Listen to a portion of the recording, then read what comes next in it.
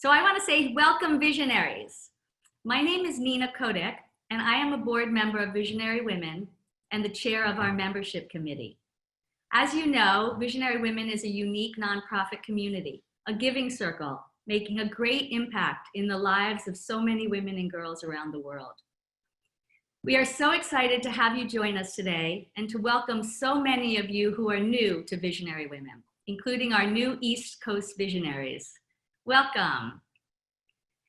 It is my great pleasure to welcome you to this incredible salon today with New York Times best-selling author Amy Chua in conversation with BlackRock's pioneer, Ann Ackerley. Before we begin our program, I would like to first mention that not only are we fortunate enough to have such stellar guests with us today, but we are equally fortunate to have the continued support of our sponsor, Geary's of Beverly Hills. As all of you can imagine and appreciate, these are challenging times for everyone, and particularly the retail sector. When most businesses are in retreat mode, Geary's has once again, for the 5th time, stepped up to support Visionary Women. Visionary Women is a community, and Geary's is part of our community. So a big thank you to Tom Blumenthal and the entire team at Geary's of Beverly Hills. Please know how very appreciative we are. And a big welcome to our Visionary Women team, headed by our president, Shelley Reed, and our board of directors, all of whom are joining us today.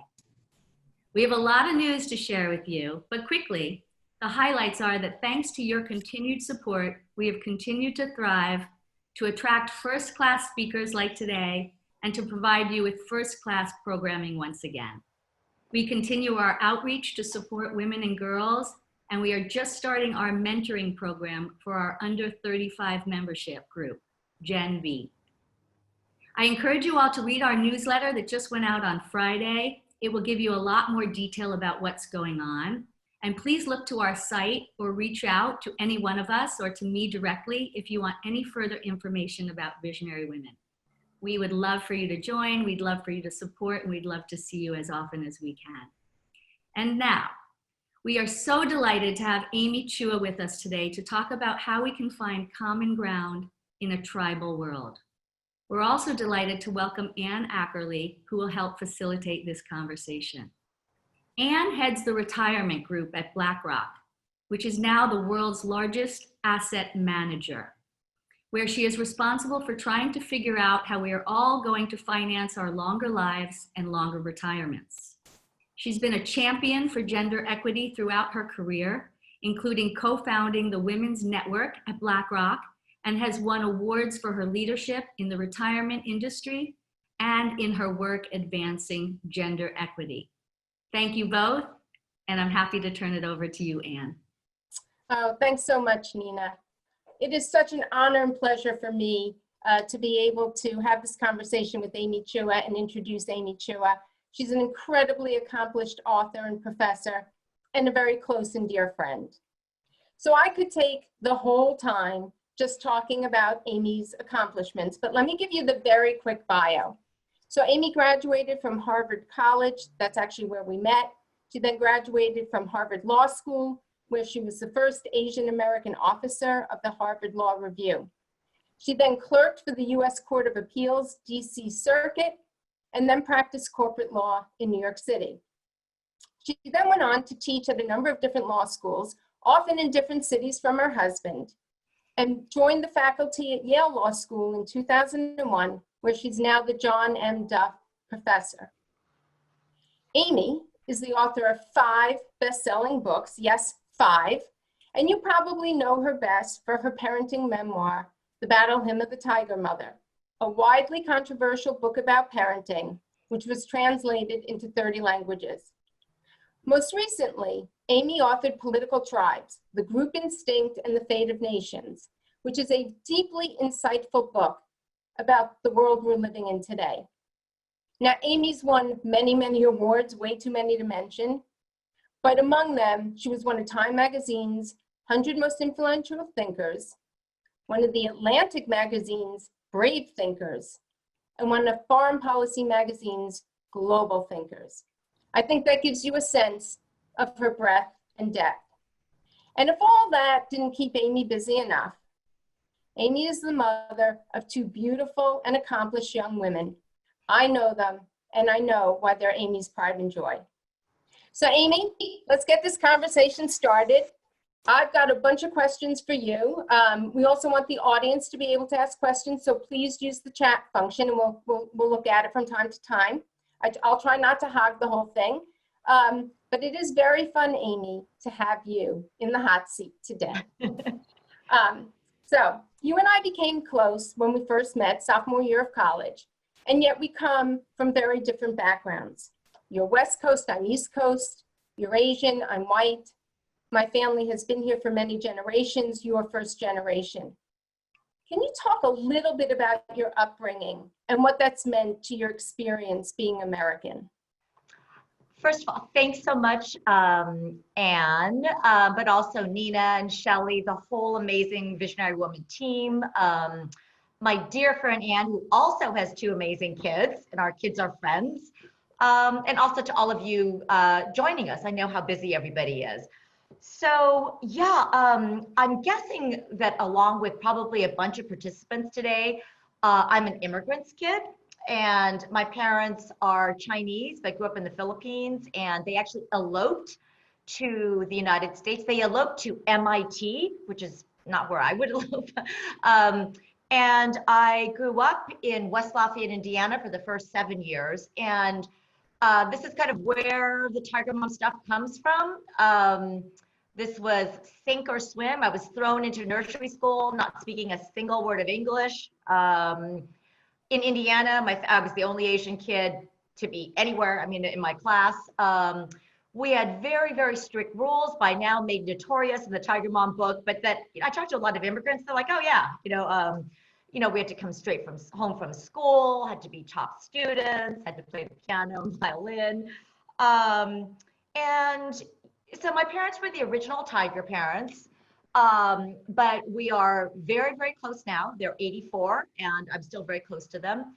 I would say when you asked what my upbringing, kind of how it's affected my view of America,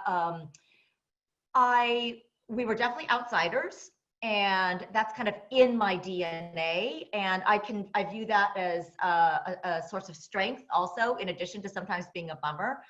And I think, like a lot of immigrants, I was raised really to believe in the American dream. We had discrimination. There were lots of bad things that happened, but it was always like, this is such a much better country than where we came from. And something that I think we're going to talk about later, I was just talking to some students, a very typical immigrant thing. It's like, never be a victim. Hard work can overcome anything. Just work harder, just work harder. And Anne, I want to talk about this. Like, I'm not so sure I believe it. I believe in hard work, but I'm not so sure that hard work can overcome anything, And I also was taught never seek help. This is interesting. Like, don't ask people for favors and take advantage of every opportunity, say yes to everything. So when we talk a little bit later about women and careers, I've had a lot of time to reflect on all this. And bottom line, I'm so happy to be an immigrant's kid, and I think it's made me who I am. I owe everything to my parents, but I've also, at this age, started to think about kind of this issue of happiness, which was not part of our conversation in my family. I mean, no time for that, No, I know that. Amy, you were one of the first Asian Americans I had ever met, which is actually kind of shocking, I think, to say now. But I know in college we bonded over our, public school education, and I think our insecurity about fitting in. And I'm going to tell a slightly out of school story, but I think we both acted very embarrassed when but we were secretly happy when we were both named to the wonk list at Harvard. So it was Amy Chua and Anne Ackerley. And at this point, I can't remember if you were number one or I was number one. But talk to me a little bit about, after all these years and after everything you've accomplished, do you still feel like an outsider? So much. And it's so strange. I mean, I'm one of the more senior members of the Yale faculty now. I've, you know, pretty established there, but still very much so. Yeah, Ann and I, we have so many stories. We have so much dirt on each other. I mean, it's like, but I also would not have made it through. I wouldn't never have gone to Harvard Law School without Ann as my study partner. I mean, she's just, you know, the most brilliant person, most generous person. But, you know, I guess I want to talk about how being an outsider in some ways, I recently figured out that I think my whole life and every single book I've written is in a funny way about how to turn being an outsider into a source of strength. And sometimes it's a little hard. You just don't, even at Yale Law School now, you know, I feel sometimes I'm like the kid that doesn't fit in. Everybody else fits in and I don't know why I don't fit in. But just one funny story.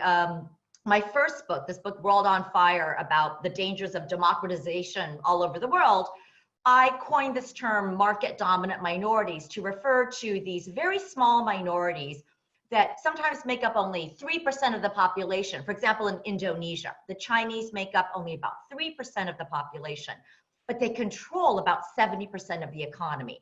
And this phenomenon is very, very pervasive in the developing world. It was true of the Philippines, where my family grew up. They were part of that 1% very economically dominant minority.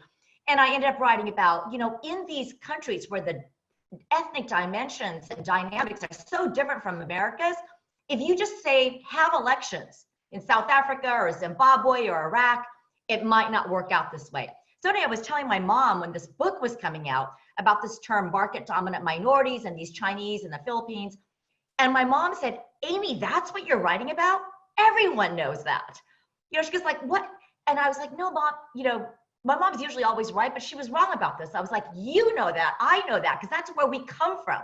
And that's what I mean by this advantage of being an outsider. Like I had this perspective because my family came from somewhere else, and I was able to warn about sort of over rapid democratization around the world, which Thomas Friedman and other people picked up. So I kind of think, you know, even the Tiger Mom book in a way was about parenting in some ways from a non-mainstream kind of outsider perspective. So yes, I have always felt like an outsider, but I kind of seen that as, you know, as having its pluses as well as minuses. Oh, that's such an interesting perspective on that. And we are going to get to tribalism, I absolutely promise you. But before we go there, you know, let's talk a little bit about career paths, because we have so many women who are listening in. You know, Amy, you and I graduated in the mid-'80s. Hard to say that, but you know, at that time we thought we could do anything. You know, we were watching Thelma and Louise, and so 35 years later, you know, if I'm honest, you know, maybe I haven't gotten as far as maybe I thought I could, and it's been much harder than I ever thought it would be. And I spend a lot of time now speaking about the barriers that women still face in finance. And so I wanted to know, you know, what was it like for you in law and academics? Very similar, in a totally different way. I mean, I think finance is probably uniquely, I don't know, I don't know about it, but I feel like it's uniquely male dominated. First of all, I just know you, and it is ridiculous. I mean, for somebody, from what I know of you, I think you should be running the firm. But anyway, that's I'll tell Larry, think. Yeah, I mean, for me, for like a lot of, I wish I'd learned this earlier. So to the younger people out there, I spent so much of my early career, the first 15 years, trying to be like somebody else. You know, there was a model of how to be a professor, and it was very male dominated, but all the women acted just like that. You know, so I remember being told, don't wear hoop earrings, and everyone was in these dowdy things, and everyone talked in a certain way, and that was so intimidating. A lot of jargon, phenomenology and epistemological, and this runs orthogonal. This is a little different than finance, although you may have your own jargon. But I felt a lot of it was kind of just a fuss, showing off, and actually not really being helpful as a professor. And yet I was scared. I tried to be that way. And over time, it took 2 decades, I started to be more and more myself. And I'm pleased, I think I have a few students who joined, but I definitely have a slightly different teaching style.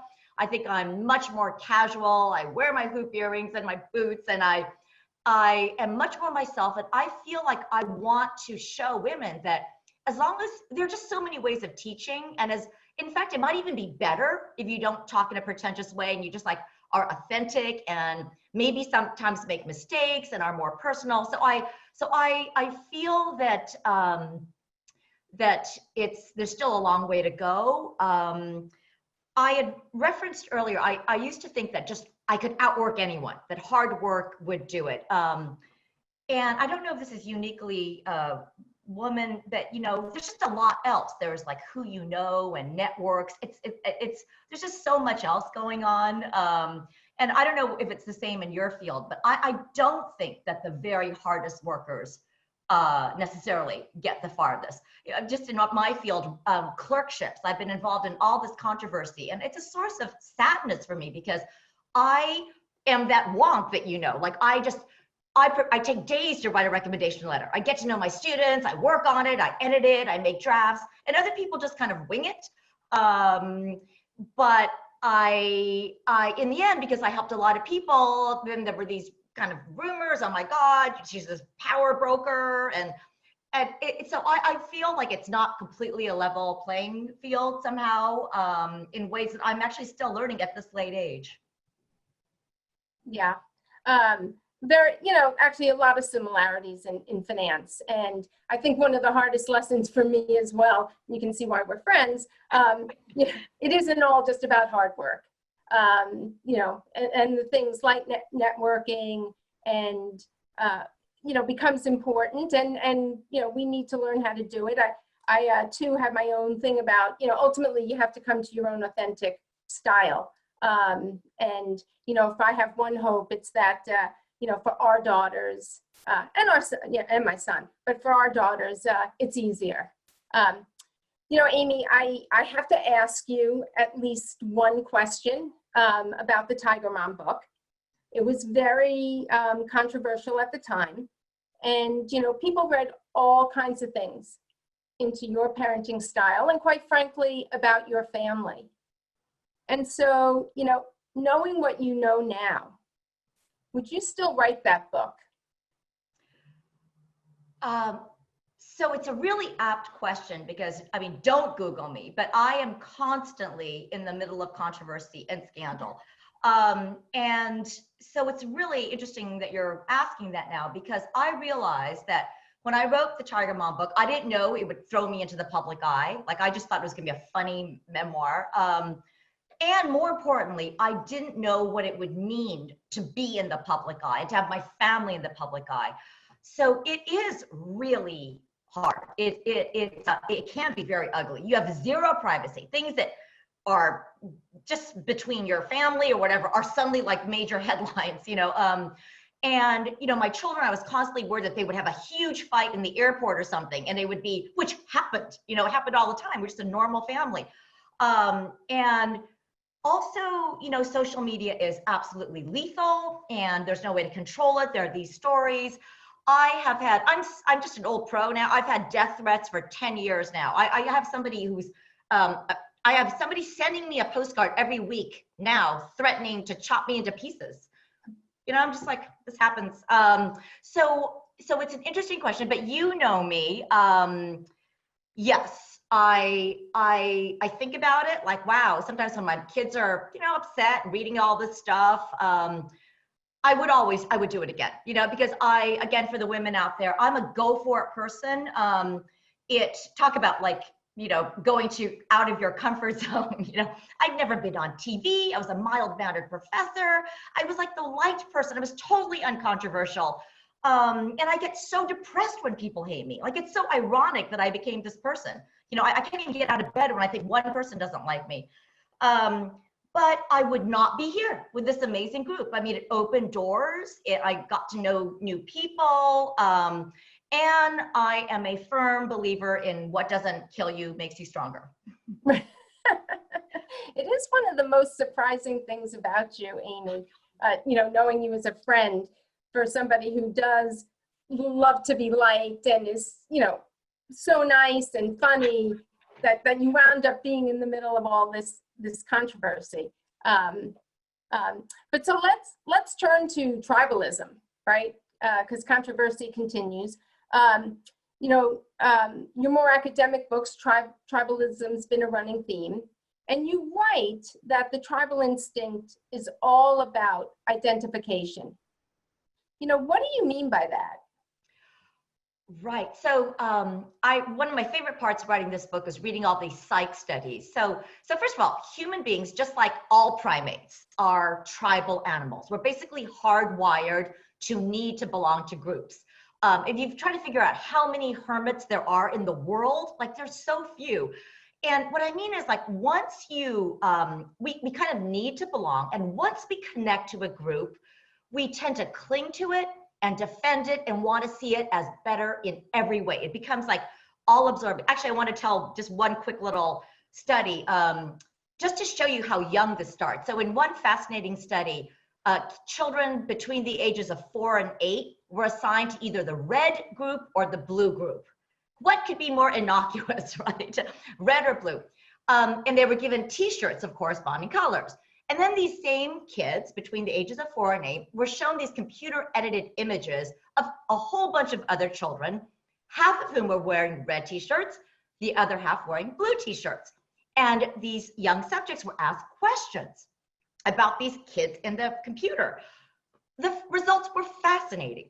Even though these children knew absolutely nothing about the people on the computer screen, they consistently said that they liked the people wearing their color better, wanted to allocate more resources to them, and most disturbingly, displayed strong subconscious bias.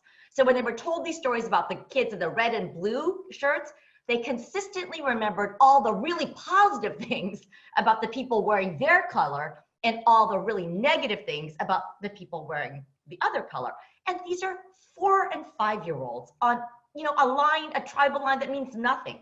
So humans aren't just a little tribal, they're very tribal. And the once we connect, the effect, Anne, is almost like a drug. That is, not all groups have the same effect. I mean, if you're a member of the American Dental Association, it doesn't create the same kind of passion, but think of sports. But basically, you want your fellow group members to do well, even if you don't personally benefit. And more disturbingly, studies show that our brains actually light up when out-group members suffer a misfortune or fail. It's very disturbing. Not always, but under many conditions, especially when there's competition, our brains light up, our happiness centers light up when we stick it to the other side. So that's what I mean by identification. Amy, you said it was hardwired, but what sort of purpose does it serve, right? It's continued. So why? I mean, because I can see a lot of negatives with it. Yeah, clear evolutionary. And actually, there are kind of two schools, one more pessimistic, one more optimistic. But everyone agrees that obviously from the beginning of time, it served a positive purpose, right? I mean, you're out in the wild, you protect each other, you form a network whom you trust, early lending practices, even making war. This is the more aggressive version. To make war, you need to have a team. So people study primates and how they travel in groups and how similar we are to them. But clearly, it has an evolutionary advantage. This kind of tribal instinct. So absolutely. I want to say tribalism is by no means all bad. I mean, sports is a really fun example, and family. I'm guessing, like a lot of people, I'm a very family-oriented person and very tribal when it comes to family and friends. And so that could also mean loyalty and, caring for people. So it definitely also has a positive side. Amy, early in the newest book, you talk about the US as being a supergroup. Can you tell us what you mean by that? Yeah, so super simple concept. So I give talks before COVID, all over the place. And across America, everybody's, it's what Nina said, it's such a distressing time. People are in trauma. It's just so stressful and divisive. And I would always be asked, is there a country out there that can be a model so that we can learn and help overcome our tribalism? And they're always thinking Canada, you know. And what I always say is we are the model. You know, like, I know it feels awful here, but we actually have the best structural framework. First of all, we have a constitution. This is what our identity is built around, that is ethnically and religiously neutral. And we know this so much that it's like a cliche. We don't even appreciate it. But it's actually very rare. Like, even, you know, countries like China, the national identity is ethnically based. It's like Chinese blood. And even countries like France and Germany that are now, you know, multi-ethnic democracies, actually all started as ethnic nations and have a very different kind of past. So the fact that our national identity is not the province of any one ethnic group or any one racial group or any one religion is a huge plus. I will be the first to say that we have repeatedly failed to live up to our own principles. I mean, that's another story. But in terms of the DNA of this country, so what a supergroup is, super simple idea, 2 requirements. First, you need to have a very strong overarching national identity, like Americans or China, right? But the second requirement to be a supergroup is something that it's actually less common to have if you have a strong national identity, and that is you need to allow subgroup identities to flourish, to not stomp them out. And take China as an example. It's not a supergroup because it satisfies requirement 1. It's got a very strong ethnic Chinese national identity, but it doesn't let Tibetans and Uyghurs and all these smaller groups flourish. And if you start looking around the world, you'll see that actually there are very few supergroups. You either have one or the other. I mean, even France, it's a Western democracy, has a very strong French identity. But, you know, they have the whole burkini ban. You can't wear religious items. And a lot of people think that that's what's led to, a lot of tension there. So we are sort of at our best. This is a country where you can be Cuban American or Iranian American or Irish American or Korean American and still intensely patriotic at the same time. So that's the concept. And what I say in the book is that we're actually in danger, that supergroup identity is in danger of being threatened right now. And part of that is, can we maintain the strong national identity with all these demographic changes and with a lot of younger people honestly saying the Constitution, I mean, this was founded by dead white male rapists. I was talking to a headmaster in one of New York's fanciest private schools. And he was very progressive, but in complete distress. He said, I don't know what to say to these students. They don't think much of the founders. They just think they're, so that's, we could talk a little bit more about that. And we're going to come back to, can the U.S. live up to its ideals? But let's get to what's happening in the U.S. right now. And how does tribalism explain that? With all our political divisions, with all the racial divisions, with all the polarization, how did we get here? Great. So that's kind of what this book is about. It's like, what's different about this moment? And is it different? So as I said earlier, tribalism is not inherently bad. There are a lot of good sides to it. The problem is when tribalism takes over a political system. And that is what has happened to our country. Because when that happens, then facts and policies and data don't really matter. You basically just kind of stick to your side and want to take down the other side no matter what, and you don't really listen.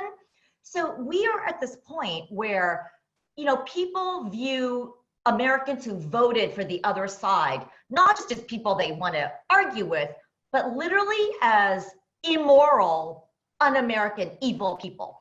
And that is a very dangerous situation when you feel that way about half the country. I mean, that's a recipe for civil war if you actually feel that those people are not part of the American project. So that's where we are. And why do we have this now? And the main factor I want to talk about is the massive demographic transformation that this country has been through. So for 200 years, this country was economically and politically and culturally dominated by a white majority, right? Now, when that is true, a lot of terrible things can happen. Basically, minority voices are squashed, and you can have slavery and oppression. But when a majority is so dominant, it can afford to be almost more generous and more inclusive and more universal. So, you know, how we got the Ivy League, actually, these white WASPs voluntarily opened their doors to Jews and Blacks and, you know, other minorities in the 60s and 70s when they didn't have to, because they were kind of in this expansive mode. Not true today. What's happened today is that whites, for the first time in US history, are on the verge of losing their majority status at the national level. The Pew Foundation says this will happen in 2044. Census says maybe 2055, but it's going to happen. You know, it might look differently than we think, but it's already happened in many, many states, Washington, D.C., California, at the state levels. What's the significance? The significance is that it's because of this, it's not just minorities, you know, like African Americans and Asian Americans who feel threatened. Whites feel threatened. Studies show that I think 55% of whites feel they are the subject of as much discrimination or more than other groups. And it's not just Republicans. Democrats feel the same way, with affirmative action, competition for college spots. With Donald Trump in the office, women feel threatened. With the Me Too movement, men feel threatened. Asians feel threatened. Latinos feel threatened. So we are in this moment where every group feels threatened, not just religious minorities, but Christians feel threatened. And studies show that it's when groups feel threatened, that's when they retreat into tribalism. And that's when they get more defensive, more us versus them. And that's why we're seeing for the first time, really in a long time, explicit identity politics on both sides of the political spectrum. I'll just say very quickly, on the right, it's really obvious. I mean, you know, to see open white nationalist movements saying that immigrants are taking over and the Jews are behind this is something that it's happening in the open now, you know, and this is just, it wasn't that way 5 years ago even. But on the left, I want to talk about this because this is more subtle. On the left, there's been a massive change because of these reasons from a much more, from a kind of inclusive approach. Like in the civil rights movement, it was like, hey, we all want to, let's get rid of these group boundaries. Let's not even have national boundaries. We're all people, colorblind, to a much more exclusionary approach. And, you know, at the law school where I teach, I see this hardening of group lines and self-segregation. You know, groups are separate now. Whereas even just 5-10 years ago, I would, you know, my student is J.D. Vance, you know, Hillbilly Elegy, white Republican from Appalachia. I remember his best friend was a woman he couldn't stop arguing with, a gay, lesbian woman, most so progressive, and they were friends. And I just don't see that happening anymore on campuses. It's really difficult to do that. You get called out. You're like, if you're a progressive and you have a friend who's a conservative, that's not a reason for celebration. That's like, wait, you're not fully on our tribe. You're not towing the line completely. We need to cancel you. So that's what I see going on because of this tribalism on both the right and the left. And you see this fracturing of groups. You know, the left is fracturing, the right is fracturing, everybody's splintering into smaller and smaller groups that feel pitted against each other. We're getting a lot of questions. Okay, I'll go faster. No. And I'll come back to some. There were some about career path and how your daughters, do they identify, you know, in this outsider status? So we can come back to that. But also just got a question really, you know, we're all dealing with COVID now, right? Impact on health, the economy, work, family. And one might have thought that would have brought people together, right? And yet, at least in my opinion, I think it's divided us even more. You know, other crises like 9/11 did bring us together. You know, talk to us about, from a tribal standpoint, why? What is the difference in this? Yes, I definitely think that the entire COVID, the whole pandemic thing has been swallowed up by tribalism. In some ways, similar to how the Constitution is being threatened by tribalism. And whatever side of the political spectrum you are on, I think it all has to do this. It's all about how you feel about Donald Trump. So, you know, for me, you can't even find out basic facts, like, does this medicine work or not? You know, I have to turn to Fox News and then MSNBC and try to negotiate what I'm hearing. They're opposites, you know, or exactly do masks work, or how many people have died? I mean, even how many people have died, you know? So this is what I mean by tribalism. it's like the cable news and social media. It's like, it's your team. It's like, you know, Dallas Cowboys or 49ers. And it's very dangerous when you're talking about something like COVID. So that's what I think, that I think it all has to do with, you know, if, you know, oh my gosh, if we say this, then, I mean, this is an opportunity to bring Trump down. This is one thing that he's messed up.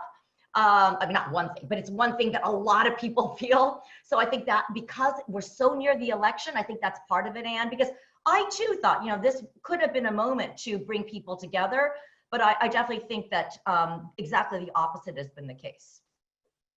Taking a slightly different turn, you know, just what is tribal, you know, talk about how tribalism pertains to women. We've got this amazing audience of amazing women. You know, how does it pertain to them and to us? I'm going to get at the end to how I'm an optimist, but I think it's a very difficult moment. I think that women are, at least what I see on law school campuses, it's a very divisive moment. I also want to say that I'm very sympathetic in many ways to all these sides, because I mean, I am a woman of color. So one thing that's brand new for the people that are not really young is this idea of, you know, the Karens out there, and this kind of, so now in my class, it's students will freely just criticize, oh, that's a white woman thing to say. And that's not just a direction that I love, because it's so alienating, you know, to kind of do that. And again, I want to say I understand. So intersectionality is a big point on the left, which I actually understand. The simple idea there is that an African-American woman's experience is very different from an Asian woman's experience, is different for a Hispanic woman's from a white woman. And that's just true, you know. But I find that it can sometimes go too far, so that even within women, you see a fracturing. You saw that in the Women's March. And, you know, it's just so hard because we all have so many obstacles and so much in common. We're trying to take care of families. We're trying to do these things. And then to also be fighting this, it can be discouraging. So I think I was hoping to say, you know, I do have some positive things to say too, but I think this is another area where you see that tribalism has actually encroached, you know, into the space of women. You know, Amy, when we were talking a little bit about doing this, you did tell me a little bit about the class that you teach, you know, at Yale, and you know how a lot of classes have had to sort of go to, you know, if you're Republican, go here, if you're Democrat, go here. You know, just talk a little bit about how. Just in your own classroom, you know, kind of what are the rules of the road, and how do you try to bring people together?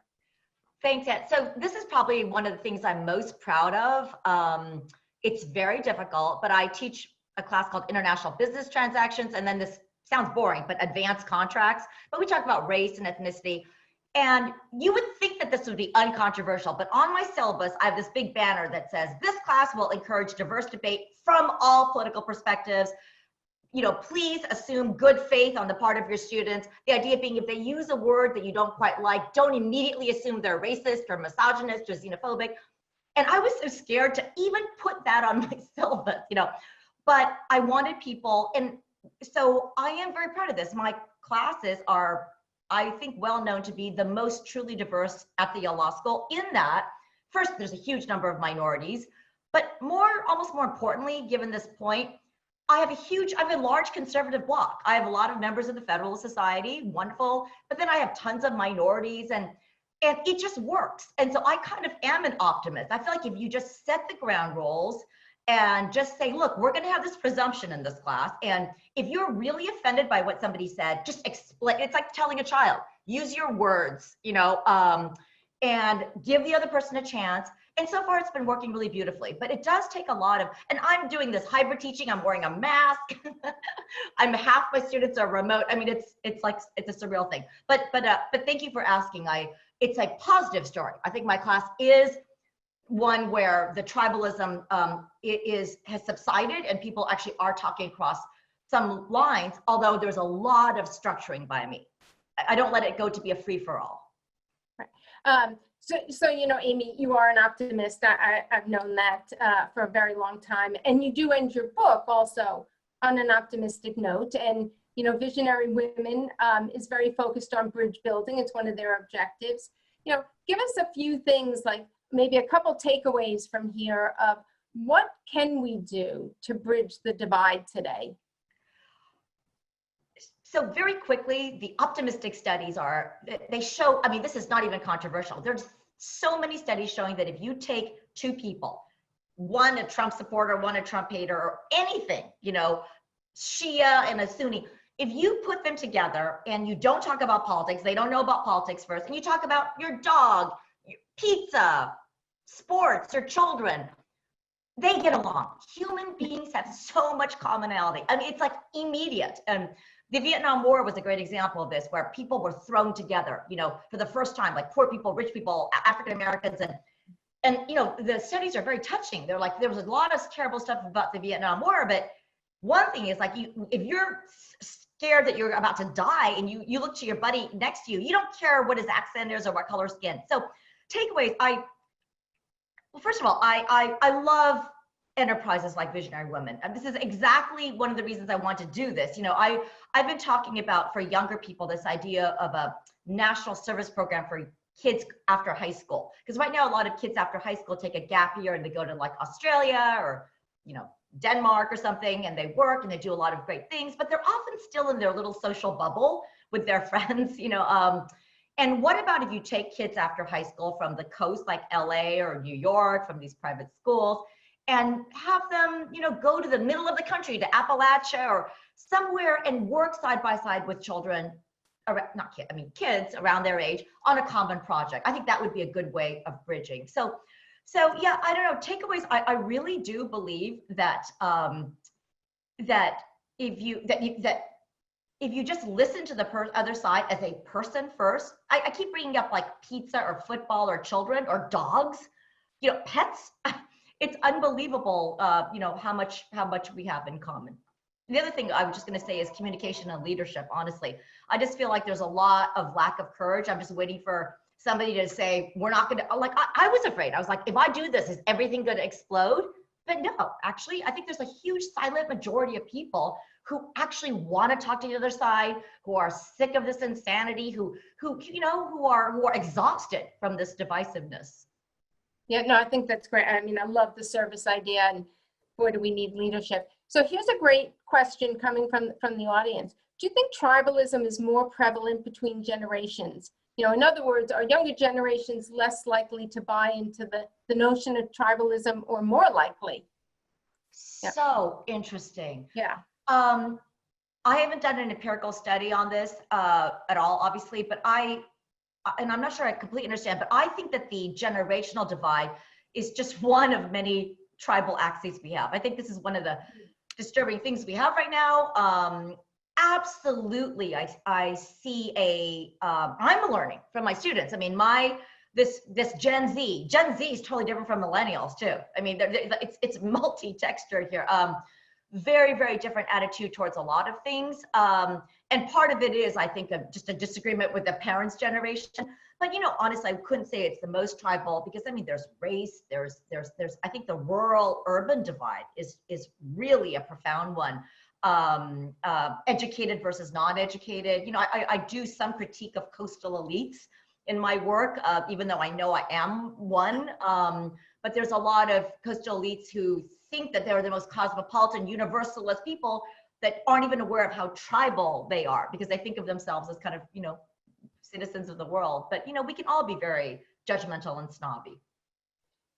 Actually, there's great comments here. Just women are going to be the change agents. So, let's certainly hope that. And now, since I've learned how to use the chat function, which is good, Amy, could we just go back? Because I do think this is a super interesting question about whether you think your daughters, kept this sort of outsider status, even though I mean, you were born here as well, but even though, they've had a different upbringing than you have.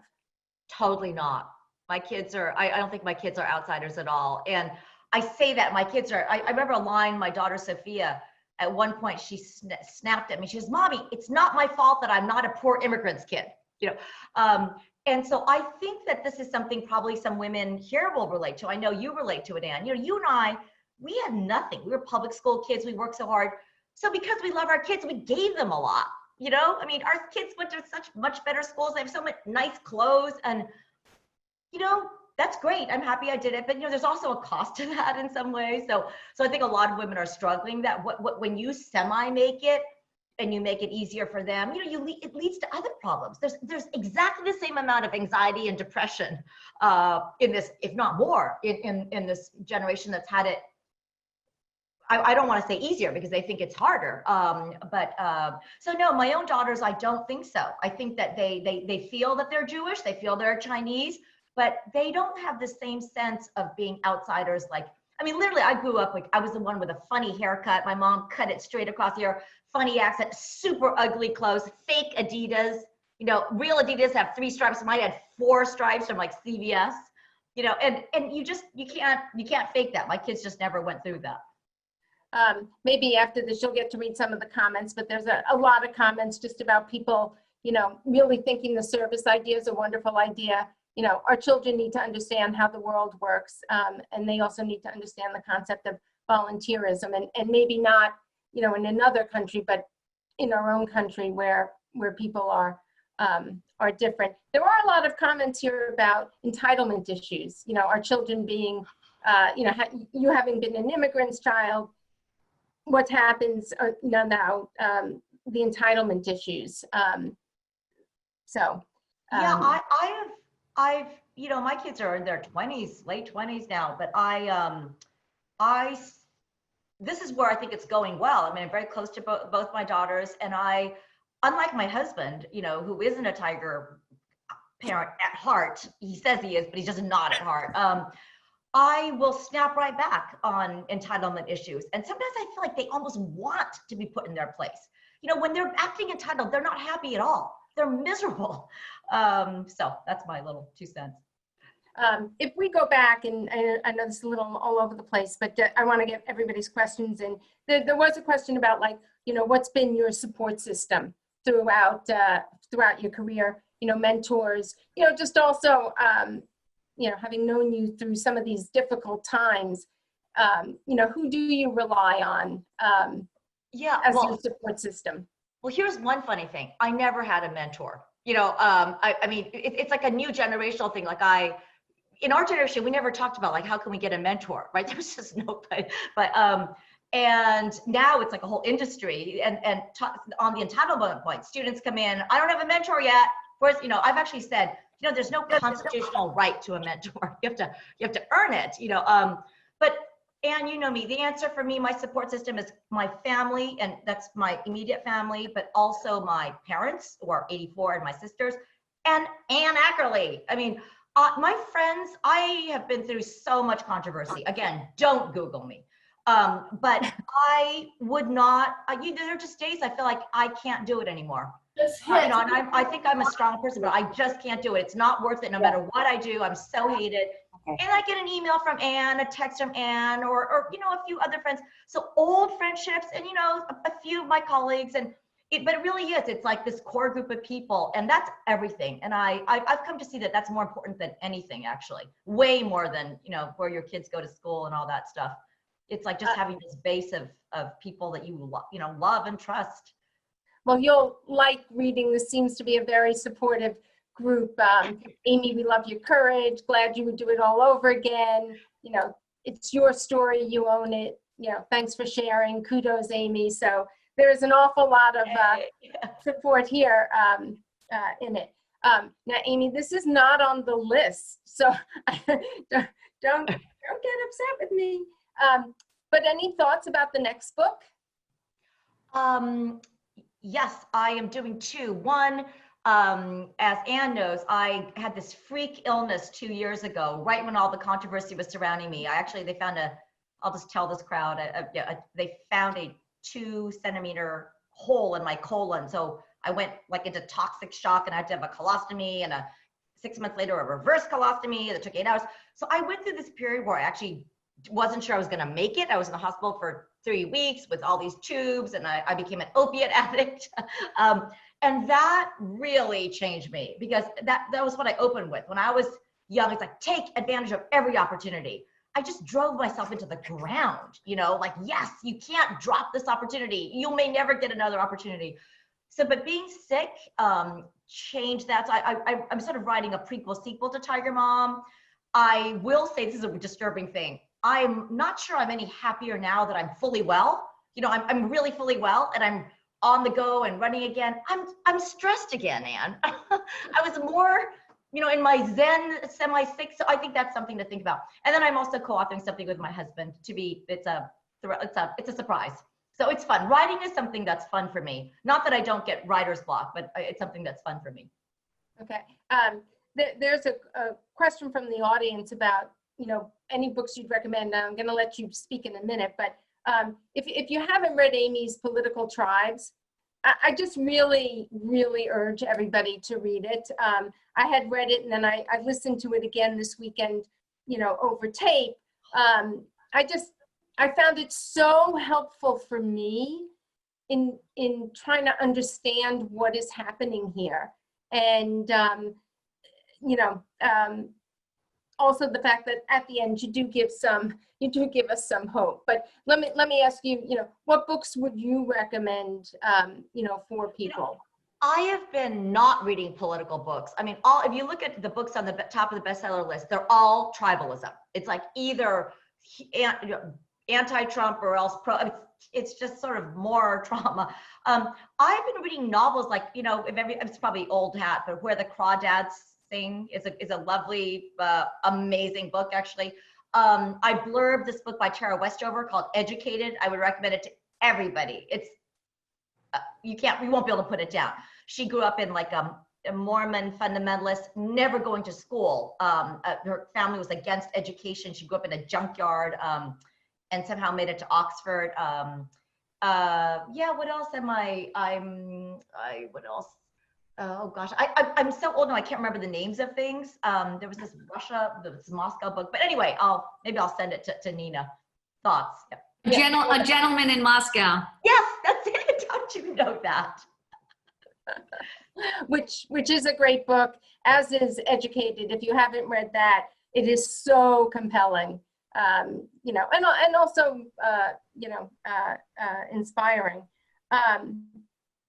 You know, Amy, I think we're coming up on the end. Maybe there's a couple more questions, but I want to just ask you, you know, we talked about the U.S. being a super group, and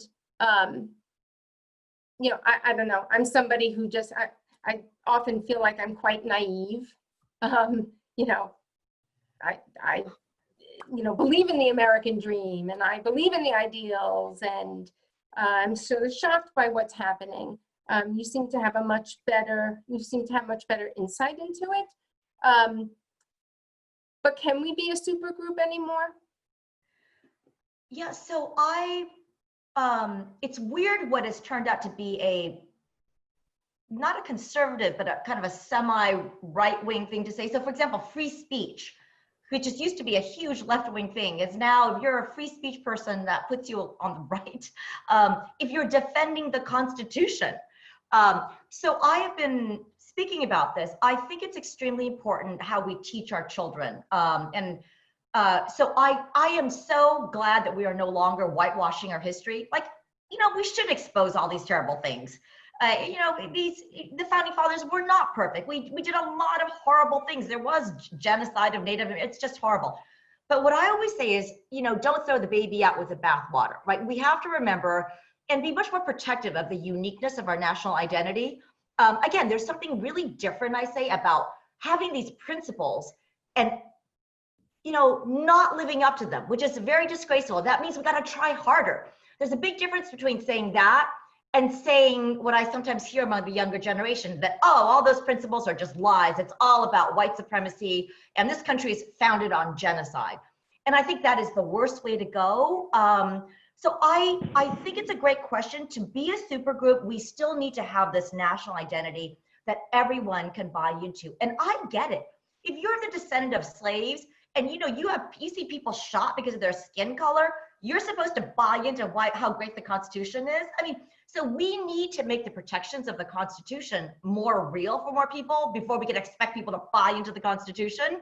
So that's kind of like what the right, I think, has to kind of realize. You can't just keep on cheering without making those protections a reality. But from the left, I also say, you know, don't throw the baby out with the bathwater. If you just keep, you know, the Constitution is something that it's the document itself. We've been so imperfect, and originally the 3/5 clause, I mean, it was an imperfect document too, but compared to what other countries have, it really is our only hope of embracing such a diverse, uniquely diverse population. So I am an optimist. I think that we're going through growing pains, and I feel like that part of the reason it seems so ugly now is that so many previously suppressed voices are finally being heard.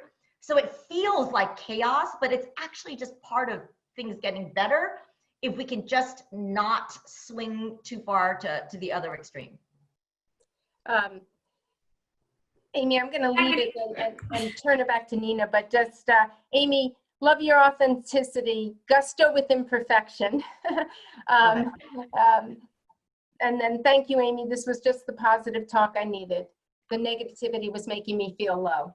So, you know, I think that's a great place for us to end, Nina, and to turn it back to you. And actually, Amy, this was a real pleasure to do this. It was so fun, like the old days, but we can talk normally now. Right. Oh my God. Actually, we should just point out very quickly, the first thing that Amy and I, when we came on camera, was, oh my gosh, we're both wearing blue in our hoop earrings. So we still women at heart.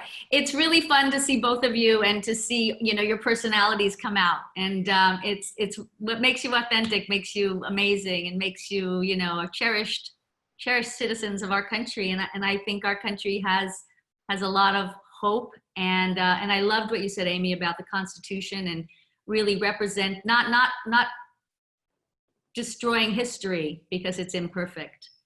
And I thank you both for talking with us today. Visionary Women is an open forum, and hopefully we have all kinds of conversations, and we are able to listen to people of all different perspectives. So thank you for being here both.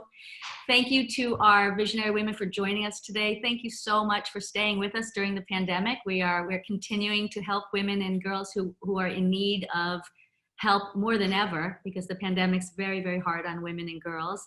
And we'll be here to champion women and girls for as long as we can. So thank you to Geary's of Beverly Hills. Thank you to our speakers and to the board and everyone who works tirelessly. And lastly, to Piera Klein, who's our communications director, who helped us make this Zoom possible.